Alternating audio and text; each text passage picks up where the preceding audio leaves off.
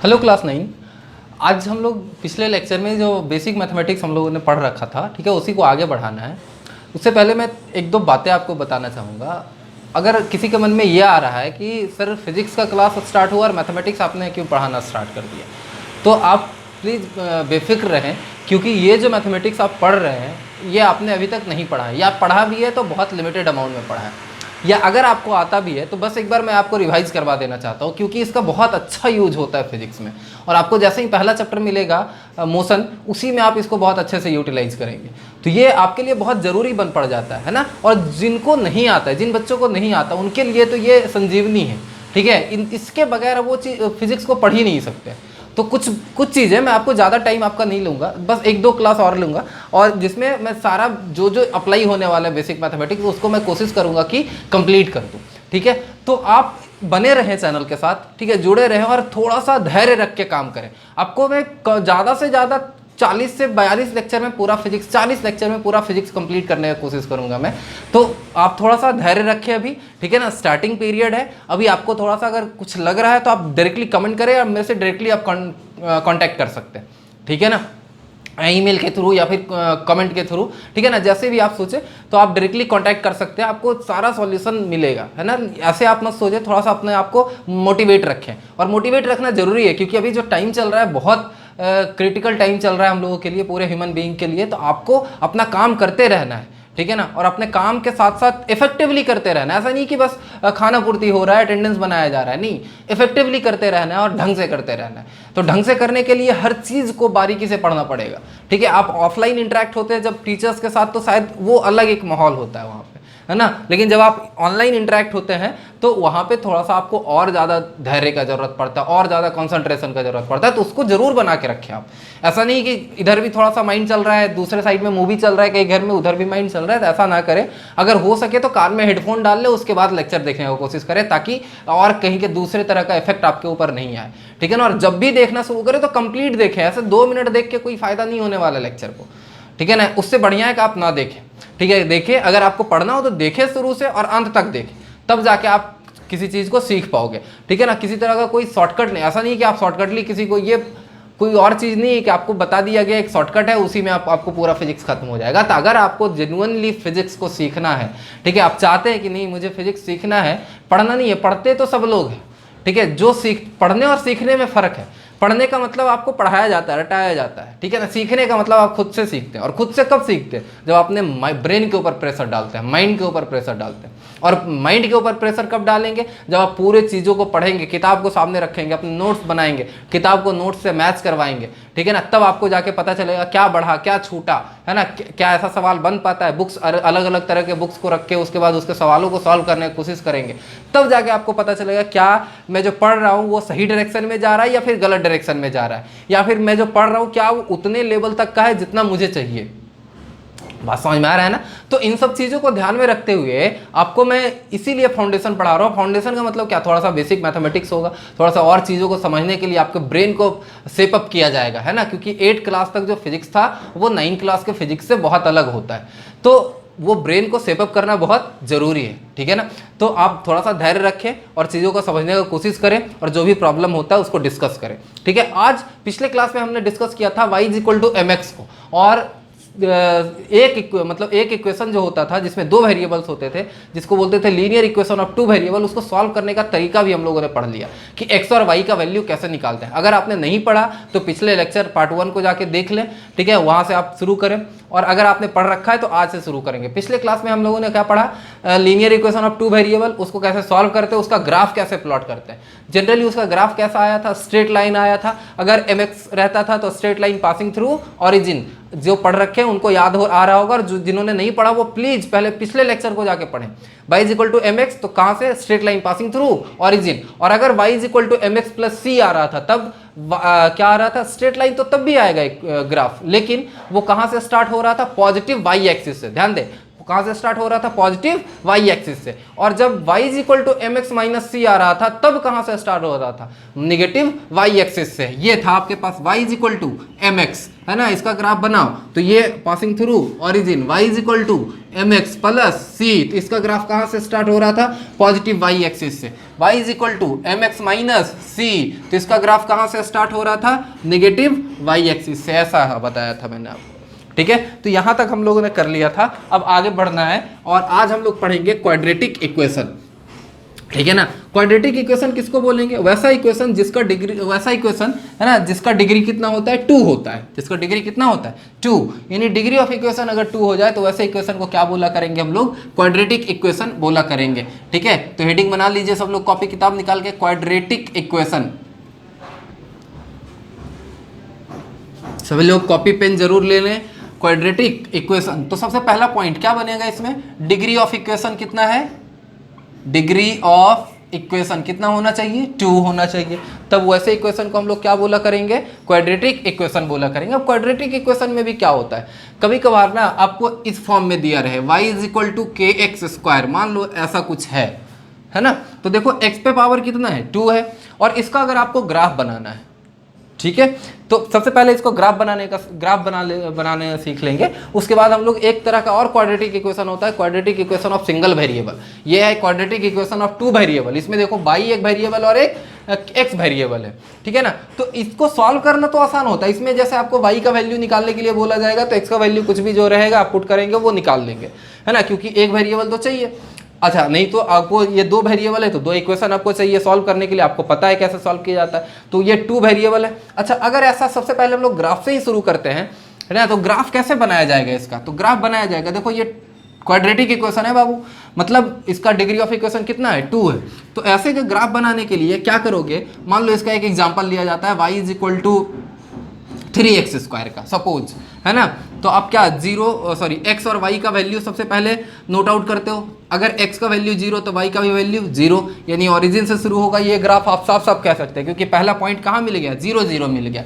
x का value 1 रखो तो y का वैल्यू कितना हो जाएगा 3, x का वैल्यू 2 रखो तो y का वैल्यू कितना हो जाएगा 2 इंटू 2 4 इंटू 3, तो 2 और यहाँ पे 12, 4 इंटू 3 12, ठीक है ना। अब ये देखो 3 वैल्यू मिल गया आपको, अब 3 वैल्यू से कोशिश करेंगे ग्राफ बनाते हैं, है ना। तो अच्छा, और अगर आपको और मन कर रहा है लेने का तो आप ले सकते हो, कैसे लेंगे, माइनस में आप चले जाओ, -1 लो तो -1 का स्क्वायर कितना हो जाता है 1 ही होता है, और 3 से मल्टीप्लाई करोगे 1 से 3 आ जाएगा। -2 लो तो -2 का स्क्वायर कितना होता है 4 होता है, प्लस में 4 इंटू 3 कितना हो जाएगा 12। अब देखो यहाँ पे ध्यान रखें कि x और y का वैल्यू लेना है कहाँ से कहाँ तक, x का वैल्यू आपको कितना दूर चाहिए 2 तक, +2 और -2, y का वैल्यू कितना चाहिए 12 तक, है ना। तो हम लोग ले लेते हैं यहाँ पे 1 2 3 4 5 6 7 8 9 10, ठीक है ना। यहाँ पे देखो अभी नहीं मिला, ऊपर चलता हूँ मैं, 11 12, अब 1 2 3 -1 -2 -3 -1 -2 -3 1 2 3 1 2 3 4 5 6 7 8 9 10 11 12। अब देखो वैल्यू पॉइंट ले लो, 0 0 पॉइंट है तो एक तो यहाँ से हो गया, पहली बात तो ये खत्म है।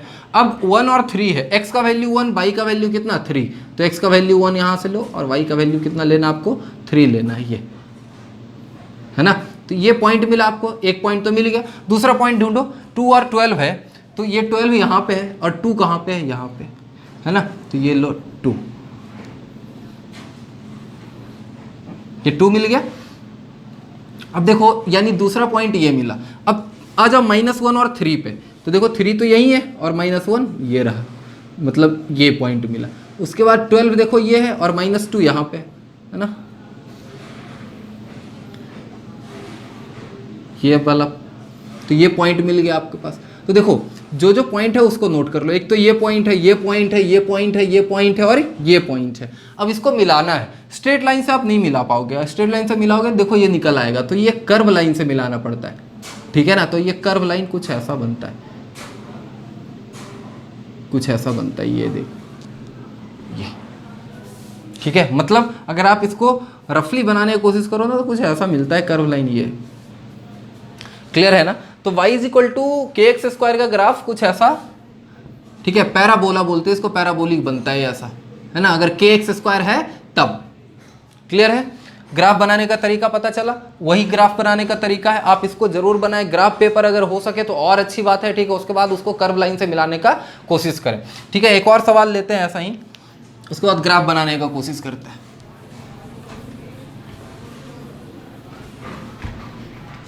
अगला सवाल है y is equal to 2x square, है ना। अब करो तो सबसे पहला कि x और y का वैल्यू निकाल लेना है, ठीक है। तो x एक साइड और दूसरा साइड क्या y। x का वैल्यू अगर 0 पुट करेंगे तो y का वैल्यू कितना हो जाएगा 0। x का वैल्यू 1 पुट करो तो y कितना 2। x का वैल्यू 2 पुट करो तो 2 इंटू 2 कितना 4, तो y कितना हो जाएगा, x का वैल्यू 2 तो y 8। अच्छा, अब x का वैल्यू -1 पुट करो, तो x का वैल्यू जब -1 पुट करेंगे तो y कितना हो जाएगा, -1 का स्क्वायर 1 प्लस में और इंटू 2 कितना 2, ठीक है। -2 पुट करो तो -2 का स्क्वायर प्लस 4 इंटू 2 कितना 8। तो देखो y का वैल्यू हमेशा पॉजिटिव में है, ऑब्वियसली y का वैल्यू हमेशा पॉजिटिव में रहेगा। अगर x पे पावर क्या रहे, इवन रहेगा ना, तो y का वैल्यू हमेशा क्या आएगा, पॉजिटिव आएगा, ठीक है। चलिए तो ये देखें, अब इसका आपको क्या करना है, ग्राफ प्लॉट करना है। तो फिर से वही काम करेंगे, x y हमें एक्सिस चाहिए और उस एक्सिस के ऊपर कितना चाहिए, देखो y में हमें 8 तक चाहिए और x में कितने तक चाहिए, 2 तक चाहिए, है ना। चलो देखते हैं कैसे करते हैं। तो ये रहा, यहाँ पे 1, ये 2, ये 3, ये 4, ये 5, 6, 7, 8, ये 8 हो गया।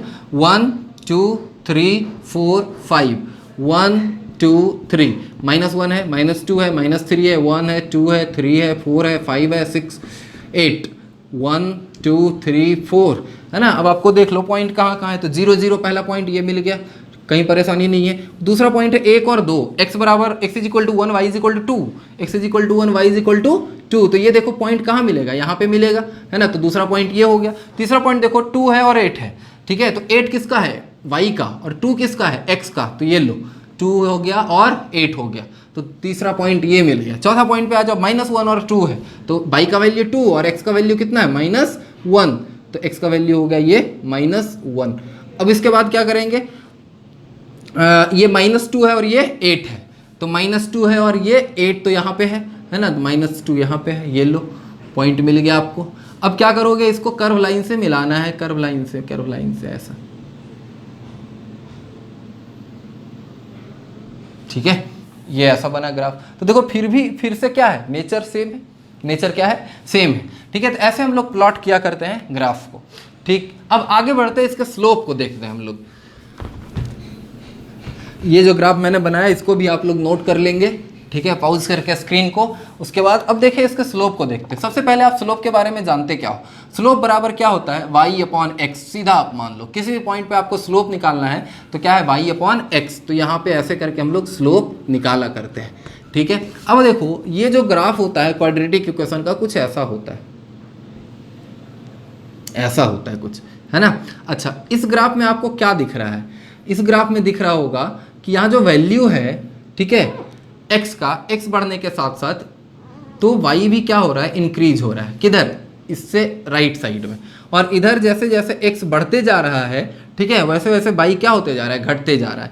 तो इस साइड में ना ये देखो लेफ्ट साइड हो गया और ये राइट साइड हो गया, यानी लेफ्ट टू किसका, y एक्सिस और राइट टू y एक्सिस। अब देखो x के लेफ्ट में, अगर आपको मैंने क्या बताया था, पिछले क्लास को याद करो तो बताया था कि देखो अगर x बढ़ाने के साथ, अगर x बढ़ाने के साथ y भी इंक्रीज हो, x बढ़ाने के साथ y क्या हो, इंक्रीज हो, तो समझना कि स्लोप कैसा है, पॉजिटिव है। अगर नहीं भी बताया तो अभी इसको रट्टा मारो, अगर x बढ़ाने के साथ, अगर x को इंक्रीज करने के साथ y क्या हो, इंक्रीज हो, तो क्या कहेंगे, स्लोप पॉजिटिव है। स्लोप क्या है, पॉजिटिव। x बढ़ाए तो y भी क्या होना चाहिए, बढ़ना चाहिए, स्लोप क्या, पॉजिटिव। ओके, तो ये देखो यहाँ पे -10 रहा होगा, -9 -8 माइनस ऐसे करके 0 पे पहुंचे होंगे। तो देखो यहाँ पे जो वैल्यू है y का, ठीक है ना, और x का वैल्यू और बढ़ा है, मतलब -7 से -6 पे लेके चले गए तो वैल्यू बढ़ गया। लेकिन y का वैल्यू क्या हो रहा है, घट रहा है। तो इधर देखो, इधर x बढ़ाने के साथ साथ y घटता जा रहा है। इसका मतलब ये हुआ कि इधर का जो स्लोप है ना, स्लोप किधर का slope, left to the y axis क्या है, नेगेटिव है। एक्स बढ़ाने के साथ अगर वाई घटे तो स्लोप क्या, नेगेटिव। एक्स बढ़ाने के साथ अगर वाई घटे तो स्लोप क्या, नेगेटिव। आप लिख लो, इस बात को नोट कर लो कि अगर एक्स को बढ़ाने के साथ वाई का वैल्यू घटे तो स्लोप कैसा हो जाता है, नेगेटिव हो जाता है। एंड वाइस वर्सा, मतलब उल्टा, अगर एक्स बढ़ाने के साथ वाई बढ़े तो स्लोप कैसा हो जाता है, पॉजिटिव। एक्स बढ़ाने के साथ वाई बढ़े तब स्लोप पॉजिटिव। देखो एक्स बढ़ाओ वाई भी बढ़ गया, स्लोप कैसा, पॉजिटिव। अगर एक्स बढ़ाओ और y क्या हो गया, घट गया, तो स्लोप कैसा, नेगेटिव। यही तो फंडा है। अब देखो राइट साइड में आ जाते हैं, राइट साइड में। तो राइट साइड में क्या बन रहा है, राइट साइड में जैसे ही x के वैल्यू को बढ़ा रहे हैं y क्या होता जा रहा है, बढ़ता जा रहा है। x के वैल्यू को और बढ़ाओ y और बढ़ा, x के वैल्यू को और बढ़ाओ y और बढ़ा, ठीक है। तो x बढ़ने के साथ साथ y भी बढ़ रहा है, इसका मतलब राइट साइड जो है ना क्या है, स्लोप पॉजिटिव है, यानी राइट साइड का स्लोप कैसा है, पॉजिटिव है।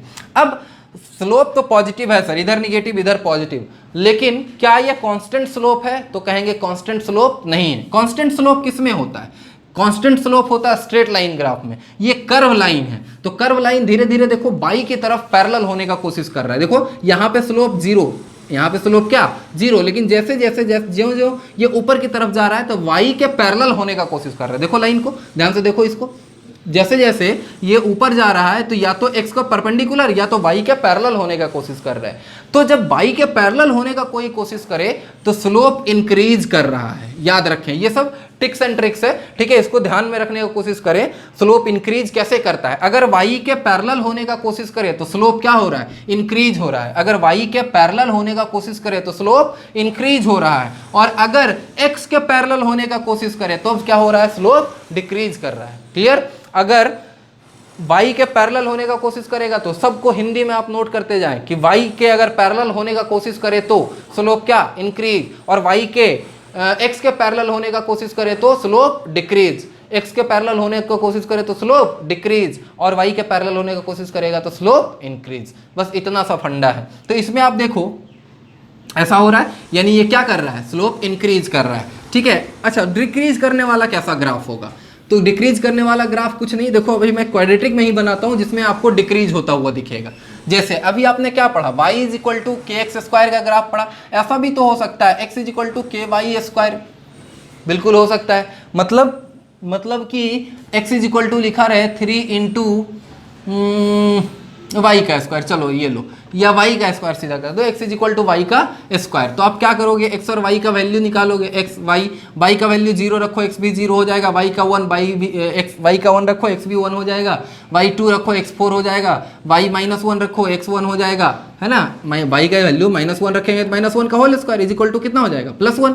अच्छा, y का वैल्यू -2 रखो तो x कितना हो जाएगा, 4 हो जाएगा प्लस में, क्योंकि -2 का होल स्क्वायर होगा तो प्लस में 4। अब देखो पॉइंट ढूंढना है आपको, है ना। तो x0 y0 एक पॉइंट मिल गया, पहले ले लो 1 2 3 4 5 6, 1 2 3 4, 1 2 3 4 मिल गया। अब देखिए 0 0 तो मिल गया आपका पहला पॉइंट। दूसरा पॉइंट क्या है, दूसरा है y is equal to 1, x is equal to 1, तो y इज इक्वल टू 1 और x इज इक्वल टू 1, ये वाला पॉइंट। उसके बाद अगला पॉइंट कौन सा है, y इज इक्वल टू 2 तो x इज इक्वल टू 4, है ना। तो y इज इक्वल टू 2 ये वाला लाइन है ना, y इज इक्वल टू 2 का, और x इज इक्वल टू 4, 2 3 4, ये देखो लाइन,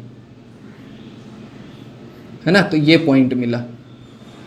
अब उसी प्रकार से -1y, तो ये कितना 1, तो ये लो, y इज इक्वल टू देखो -1 है तो x is equal to 1, y is equal to -2 तो x इज इक्वल टू कितना 4, तो y is equal to -2, x is equal to 4, ये हो गया। अब आपको साफ दिख रहा होगा कि ये लाइन आपको कर्व लाइन से मिलाना पड़ेगा, है ना। तो ये कर्व से मिलाओ आप, और यहाँ पे ये ऐसा, ठीक है। कैसा बना ये ग्राफ, अगर इस ग्राफ को आप ध्यान से देखें तो कुछ ऐसा दिख रहा है,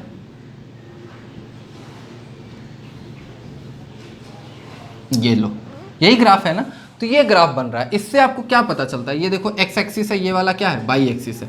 इसमें आपको अगर और इसको केयरफुली देखें तो ये ग्राफ ऐसा है, यानी यहाँ पे देखो कुछ ज़्यादा था, यहाँ पे एंगल कुछ ज़्यादा है y एक्सिस के साथ, यहाँ एंगल क्या हो गया, बढ़ गया, यहाँ एंगल क्या हो गया और बढ़ गया, यहाँ एंगल क्या हो गया और बढ़ गया।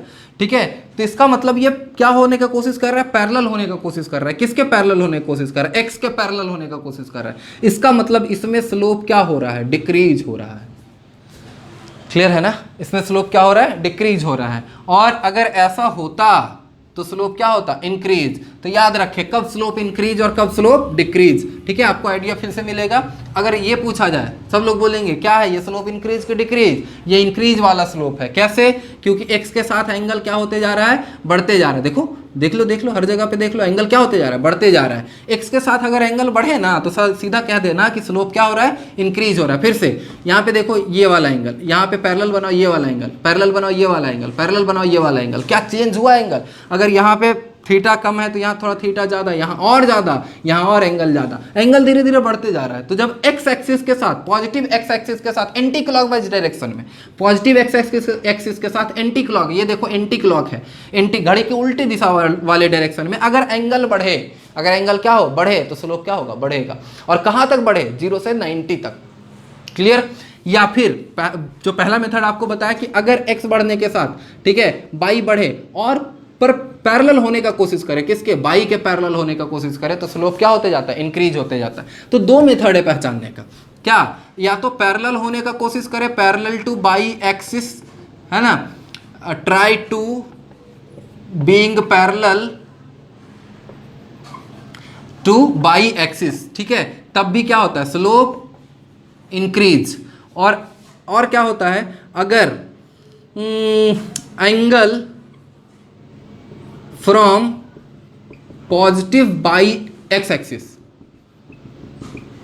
इन एंटी क्लॉकवाइज डायरेक्शन, ACW इसको लिखा जाता है, एंटी क्लॉकवाइज को। एंटी क्लॉकवाइज को क्या, ACW, ए का मतलब एंटी, सी का मतलब क्लॉक और W का मतलब वाइज, एंटी क्लॉकवाइज। ठीक है, angle from positive x axis in anti clockwise direction अगर इंक्रीज होगा, देखो अब वर्ड का मतलब क्या, इंक्रीज होगा, तब हम कहेंगे कि स्लोप क्या हो रहा है, इंक्रीज हो रहा है।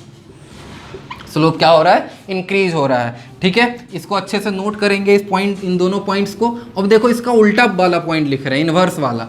ठीक है, वो क्या कहता है, वो कहता है कि अगर try to being parallel to x axis, देखो इसमें क्या कर रहा था, इसमें देखो वाई एक्सिस था, इसमें कौन सा एक्सिस था, वाई एक्सिस था, इसमें कौन सा एक्सिस है, एक्स एक्सिस है।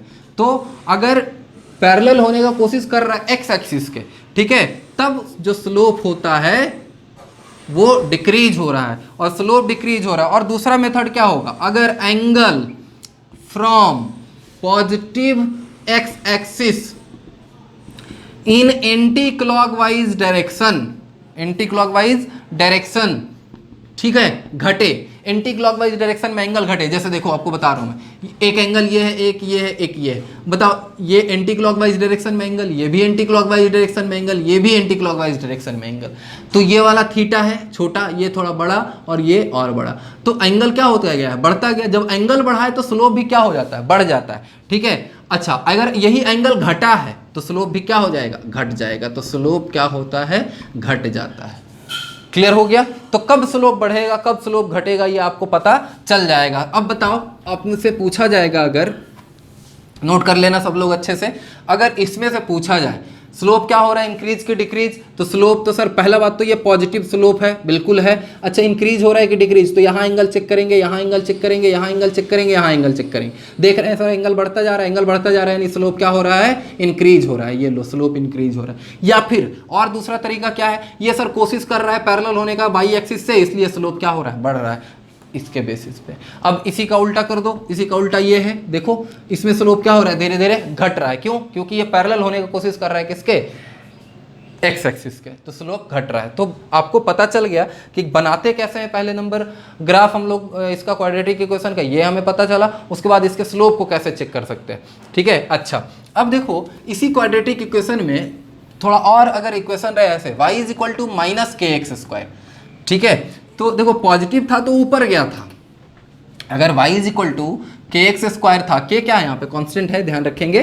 तो अगर y इज इक्वल टू के एक्स स्क्वायर था तो ग्राफ जो किधर गया था, ऊपर की तरफ, ग्राफ किधर गया था, ऊपर की तरफ, ये लो ऊपर ऐसा है ना। लेकिन अगर y is equal to minus के एक्स स्क्वायर रहेगा ना, तो ग्राफ नीचे जाएगा, बाकी सारा कुछ क्या रहेगा, सेम रह जाएगा ऐसा, और कोई चीज़ चेंज नहीं होगा। ऐसा इसलिए होता है क्योंकि जब आप वैल्यू लेते हो ना तो ऑटोमेटिकली वो x का वैल्यू पॉजिटिव भी लेते हो तो y क्या मिलता है आपको, नेगेटिव। इसलिए ग्राफ ये नीचे की तरफ मुड़ जाता है। जो पहले ऊपर की तरफ मुंह खोल के खड़ा था अब उल्टा मुंह खोल के क्या हो जाएगा, नीचे हो जाएगा। आप चाहे तो चेक कर सकते हैं, जैसे y = -x² का ग्राफ बना के दिखा दो, है ना। तो यहाँ पे सब लोग पहले पॉज कर लो स्क्रीन को, उसके बाद इसका ग्राफ बना के कोशिश करो, है ना, उसके बाद मिलाना, ठीक है। तो ये देखो x का वैल्यू 0 लो, y हो गया 0, x का वैल्यू 1 लो तो y क्या हो जाएगा, -1, क्योंकि 1 का स्क्वायर 1 और ये -1। x का वैल्यू 2 लो तो y कितना हो जाएगा, -4, ठीक है ना। अच्छा, x का वैल्यू -1 लेके देखते हैं, -1 का स्क्वायर कितना, +1 और इंटू माइनस तो क्या हो जाएगा, -1। x का वैल्यू -2 लो तो भी क्या हो जाएगा, -4। अब देखो यहाँ पे ग्राफ बनाते हैं, ठीक। तो x1 2 -1 -2 1 2 3 4। अब देखो जो जो पॉइंट्स है उसको लिखो। तो एक पॉइंट तो ये है आपके पास, दूसरा पॉइंट क्या है, 1 x = 1 और y = -1, तो ये देखो ये वाला पॉइंट मिलेगा। उसी प्रकार से यहाँ पे देखो दूसरा कौन है, 2 x = 2 और y = 4, तो ये वाला पॉइंट मिलेगा। तो 2 पॉइंट्स आपको मिल गए इधर। अब आ जाओ इस पे -1, तो x का वैल्यू भी -1 तो y भी कितना, -1, तो ये वाला पॉइंट मिला। -2 और -4, -2 और -4, ये लो, ये पॉइंट मिला आपको। अब क्या करना है, इन सभी को मिलाना है कर्व लाइन से। ये लो, मिल गया कर्व लाइन से। और इनको देखो, ये यहाँ पे ऐसा है ना, तो ये मिल गया आपको कर्व लाइन से। तो ये बनता है ग्राफ। कैसा बना, उल्टा बना। तो जब यहाँ पे माइनस लगा रहेगा तो उल्टा हो जाएगा। अब इसमें देखो, इसमें स्लोप क्या है, इसमें कुछ ऐसा है, ठीक है ना। तो इसमें स्लोप क्या हो रहा है, अब देखो पॉजिटिव x एक्सिस से एंटी क्लॉकवाइज डायरेक्शन में क्या हो रहा है, एंगल बढ़ रहा है कि घट रहा है, घट रहा है। देखो घट रहा है ना। जब एंगल घट रहा है, ठीक है, तो देखो 90 तक तो कोई बात नहीं था। 90 डिग्री का एंगल कैसे बनता है, यहाँ तक तो 90 डिग्री ठीक है। आप इसमें क्या करोगे, ये चूंकि 90 डिग्री से बड़ा है एंगल, इसलिए आप कहेंगे कि सर इसमें जितना एंगल घटेगा ना, 90 के तरफ आने का कोशिश करेगा, उतना ही इसका स्लोप बढ़ता जाएगा। तो ये स्लोप बढ़ रहा है लेकिन निगेटिव डायरेक्शन में बढ़ रहा है। पैरेलल होने की कोशिश कर रहा है कि नहीं, अभी भी बाई के देखो पैरेलल होने की कोशिश कर रहा है। जब बाई के पैरेलल होने का कोशिश करेगा, ठीक है, तो मैग्नीट्यूड वाइज स्लोप क्या होगा, इंक्रीज होगा। मैग्नीट्यूड अलग होता है, और वो मतलब मैग्नीट्यूड का मतलब समझ रहे हो ना, नेगेटिव को हटा के उसका वैल्यू का बात कर रहे हैं। जब -5 की -10 बढ़ा, तो अगर साइन को लगा के आप कहोगे तो -5 बड़ा है। बट अगर मैग्नीट्यूड का बात करो तो 10 क्या है, बड़ा है। मैग्नीट्यूड वाइज 10 क्या है, बड़ा है। वैल्यू वाइज हम बात कर रहे हैं, तो मैग्नीट्यूड का मतलब वैल्यू होता है, ठीक है। तो वैल्यू वाइज क्या होता जा रहा है, ये बढ़ते जा रहा है लेकिन निगेटिव हो रहा है, ठीक है ना। तो ऐसे सवाल भी आएंगे, ठीक है, इसका ज़्यादा चिंता नहीं करना है आपको, ठीक है। उस समय और ज़्यादा क्लैरिटी के साथ समझ में आएगा, लेकिन अभी आप थोड़ा थोड़ा बेसिक आइडिया लो। अब इसमें ये वाला ग्राफ में आपको क्या कहना है, ये वाले ग्राफ में आप कहेंगे कि सर ये नेगेटिव तो हो रहा है लेकिन मैग्नीट्यूड वाइज इंक्रीज हो रहा है। आप ये वाला बना के ना नीचे लिख लेना इसका, इस साइड के, कि नेगेटिव स्लोप है इसका। पहली बात, स्लोप कैसा है, नेगेटिव, क्योंकि x को बढ़ा रहे हैं लेकिन बाई क्या हो रहा है, और घटते जा रहा है। x को और बढ़ा रहे हैं, बाई और घटा, x को और बढ़ा है, बाई और घटा। तो स्लोप तो नेगेटिव है, नो डाउट, लेकिन इसका जो मैग्नीट्यूड है, magnitude of slope, magnitude of slope, ये क्या हो रहा है, ये इंक्रीज हो रहा है। मैग्नीट्यूड ऑफ स्लोप क्या हो रहा है, इंक्रीज हो रहा है। तो इसके नीचे आप लिख लोगे कि मैग्नीट्यूड ऑफ स्लोप क्या हो रहा है, इंक्रीज हो रहा है, ठीक है। चलिए आगे बढ़ते हैं। जैसे देखो एक और ग्राफ में बना रहा हूँ, स्ट्रेट लाइन का ग्राफ है, शायद आपने बनाया भी होगा ये ग्राफ। इसमें आपको क्या बताया गया था कि x बढ़ाने के साथ y घट रहा है, x बढ़ाने के साथ y घट रहा है, इसलिए ये स्लोप क्या है, नेगेटिव है। लेकिन मैग्नीट्यूड वाइज ये क्या हो रहा है, तो हर जगह कांस्टेंट है। क्यों, क्योंकि एंगल बदला ही नहीं है। देखो ना, एंगल कहीं बदला है क्या, नहीं बदला है, लेकिन इसमें एंगल बदल रहा है, इसमें एंगल नहीं बदला, तो इसका क्या है, स्लोप नेगेटिव एंड कांस्टेंट है, ठीक है, मतलब बदल नहीं रहा है। इसमें स्लोप नेगेटिव है लेकिन नेगेटिवली इंक्रीज कर रहा है, या मैग्नीट्यूड वाइज इंक्रीज कर रहा है। क्लियर है ना। तो इस प्रकार से हम लोग इसका ग्राफ बनाते हैं। तो दो तरह के ग्राफ मैंने आपको बता दिया, एक लीनियर इक्वेशन का और एक क्वाड्रेटिक इक्वेशन का। क्लियर है ना सभी को। अब हम लोग बात करेंगे थोड़ा सा किसका, ट्रिगोनोमेट्री का। ज़्यादा कुछ नहीं, थोड़ा थोड़ा आपको वैल्यूज वगैरह याद रखना है, उसके बाद आप इसको हम लोग छोड़ देंगे, ठीक है। जो ट्रिगोनोमेट्री टर्म आया है ना, वो ट्रिगोनोमेट्री टर्म आया है ट्राइंगल से, ठीक है ना, यानी ये कहीं ना कहीं डील करेगा किसके साथ, ट्राइंगल के साथ। और वो ट्राइंगल भी कैसा होगा, ट्राइंगल जो होगा वो राइट एंगल ट्राइंगल होगा, ठीक है ना। राइट एंगल ट्राइंगल में उस राइट एंगल ट्राइंगल हम लोग उसको कहते हैं जिसका एटलीस्ट वन साइड कितना होना चाहिए, 90 डिग्री, और एक से ज़्यादा साइड हो भी नहीं सकता 90 डिग्री किसी भी ट्राइंगल में, ठीक है। तो ये 90 डिग्री का अगर है, और ये अगर आपका एंगल दिया हुआ है जिसको हम लोग थीटा से रिप्रेजेंट करते हैं, ठीक है, angle is represented by theta. तो अगर ये एंगल दिया गया है तो इसके अपोजिट साइड को हम लोग नाम देते हैं बस अपोजिट साइड, ठीक है। इसके अपोजिट में जो साइड रहता है उसको क्या बोलते हैं, अपोजिट साइड, और इसके साथ में जो साइड रहता है उसको हम लोग बोलते हैं एडजेसेंट साइड, और इसके दूसरे साथ वाले को हम लोग बोलते हैं हाइपोटेनियस, ठीक है ना। तो अपोजिट साइड, एडजेसेंट साइड को हम लोग बेस भी बोला करते हैं, एडजेसेंट साइड को क्या बोला करते हैं, बेस, और अपोजिट साइड को हम लोग परपेंडिकुलर भी कहते हैं। क्लियर है ना, अपोजिट साइड को क्या कहते हैं, परपेंडिकुलर भी बोला जाता है। क्लियर है सबको, चलिए अब ये तो हो गया ट्रायंगल का बात, ठीक है। अब अगर कुछ 2-4 पॉइंट लिखना चाहते हैं तो लिख देंगे, स्टडी ऑफ ट्रायंगल है ये, है ना। अब अच्छा ये कैसे आया, तो ट्रिगोनोमेट्री जो बना है वो कैसे बना है, तो ये देखो ट्रिगो प्लस मेट्री, ट्रिगो का मतलब होता है ट्रायंगल और मेट्रिक का मतलब होता है मेजरमेंट, ठीक है ना। ट्रायंगल और मेजरमेंट, मेट्रिक का मतलब होता है क्या, मेजरमेंट, तो ट्रायंगल का मेजरमेंट करेंगे हम लोग। क्लियर, चलिए आगे बात करते हैं। अब हम बात करेंगे कि इसका जो यूज होता है वो कैसे हम लोग करते हैं। तो जो ट्रायंगल होता है ना, जैसे आप देखो एक ट्रायंगल है, तो ट्रायंगल में कुछ रेशियो बनाते हैं साइड के बेसिस पे। जैसे इसको मैंने क्या बोला था, परपेंडिकुलर, या फिर क्या बोला गया था, अपोजिट साइड। इसको क्या बोला गया था, अपोजिट साइड। और इसको क्या बोला गया था, इसको देखो, इसको बोला गया था हाइपोटेनियस, ये हाइपोटेनियस था, और ये क्या था, बेस था, ये वाला क्या था, बेस था। तो अपोजिट साइड, बेस और हाइपोटेनियस, ये क्या हो गया, थीटा हो गया। तो अपोजिट साइड को और बेस को जैसे एक रेशियो बना के देखते हैं हम लोग, ठीक है। तो एक आएगा अगला टर्म हम लोग ट्रिगोनोमेट्रिक रेशियो, ये देखो। तो ट्रिगोनोमेट्रिक रेशियो कैसे आया, जैसे हमारे पास 3 साइड है और तीनों का अलग अलग रेशियो बना के देखते हैं क्या क्या बनता है। तो इसको आपने क्या बोला था, परपेंडिकुलर, ये था बेस, ये था क्या, हाइपोटेनियस, ठीक है। तो अगर परपेंडिकुलर अपॉन हाइपोटेनियस लिखा जाए, एक तो ये हो जाएगा, एक पर इसका बाई ये बाई ए भी लिखा जा सकता है, यानी बेस बाई हाइपोटेनस लिखा जा सकता है, और परपेंडिकुलर बाई बेस लिखा जा सकता है। ये 3 तरह का रेशियो बन सकता है। तो इन तीनों रेशियो से देखो, परपेंडिकुलर बाई हाइपोटेनस के रेशियो को हम लोग कहते हैं साइन, ठीक है, SINE पूरा, और इसको शॉर्ट में क्या लिखते हैं, SIN बस, ठीक है। और ये एंगल को लिया जाएगा तो साइन थीटा।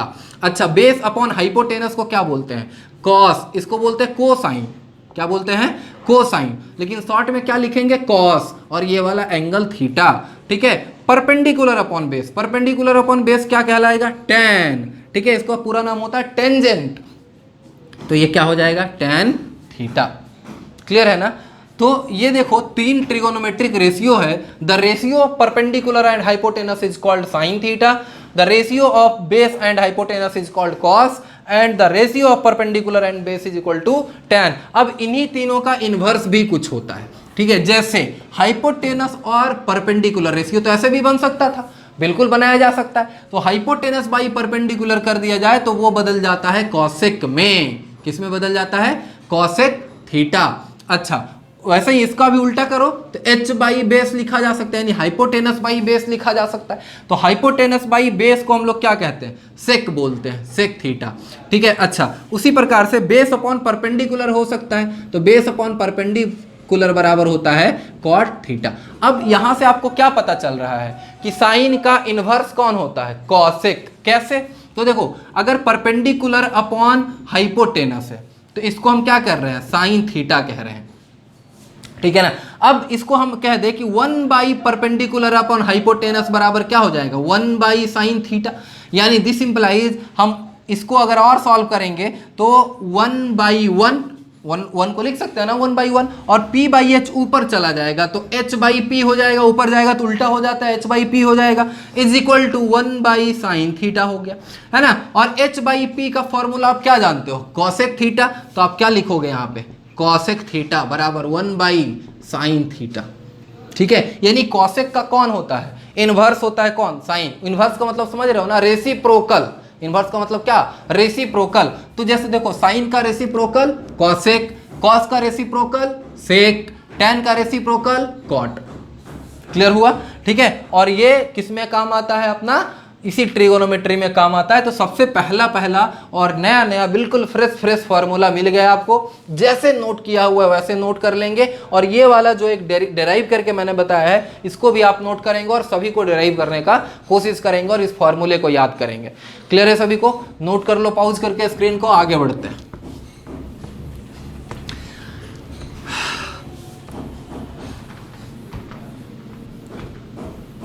अब हम लोग बात करेंगे ट्रिगोनोमेट्रिक वैल्यू का। जैसे अलग अलग एंगल पे अलग अलग वैल्यू होता है सभी ट्रिगोनोमेट्रिक का, ठीक है। यही हम लोगों को जरूरत है। जैसे किसका, जैसे मान लो आपने कभी सुना होगा, आपके जो सीनियर्स पढ़ते होंगे sin 30, sin 45, sin 60, है ना, ऐसे करके कुछ सुना होगा आपने।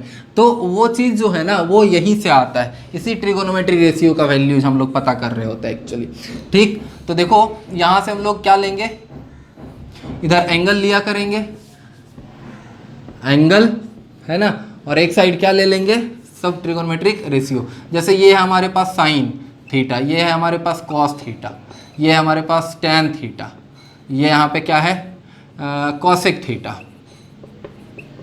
ये क्या हो जाएगा sec cosec cot, sec theta, cosec theta और क्या कॉट थीटा।